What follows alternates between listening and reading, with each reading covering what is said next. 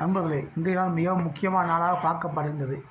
ஏனென்றால் இன்று தான் சித்ரா பௌர்ணமி.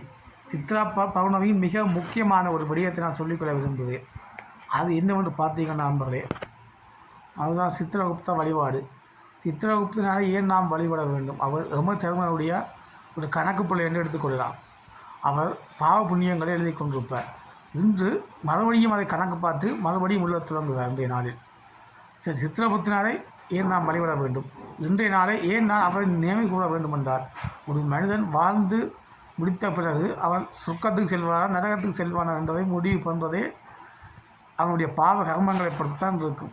ஒரு மனிதனுக்கு ஆசை, கோபம், பொறாமை இந்த 3 மானுக்குள்ளே இருந்தால் அவன் பாவ காரியங்களை செய்ய துவங்குவான். இறுதியில் அவன் நரகத்துக்கு செல்வான்.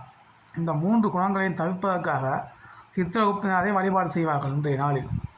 அதற்காக சித்திர கஞ்சி வழங்கப்படும் அம்மன் கோயில்களில் உப்பில்லா சித்திர கஞ்சியை வழங்கிக் கொள்வார்கள்.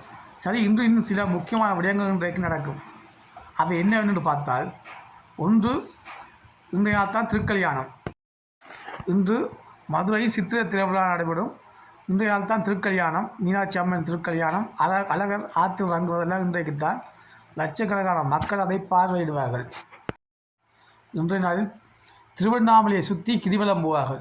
பௌர்ணமி நாளன்று கிரிவலம் போனால் தங்களுடைய பாவங்கள் போகும் என்ற ஒரு நம்பிக்கை ஒன்று இருக்குது. அடுத்து குலதெய்வ வழிபாடு செய்வார்கள். இன்றைய நாளில் குலதெய்வ வழிபாடு செய்வார்கள் இந்த சித்திர பௌர்ணமி நாளில். மற்றும் இன்றைய தினம் உலக மக்களுக்கு ஒரு முக்கியமான தினமாக கருதப்படுகின்றது. அதுதான் மே 1 உழைப்பாளர்கள் தினமாக கருதப்படுகின்றது. நன்றி நண்பர்களே.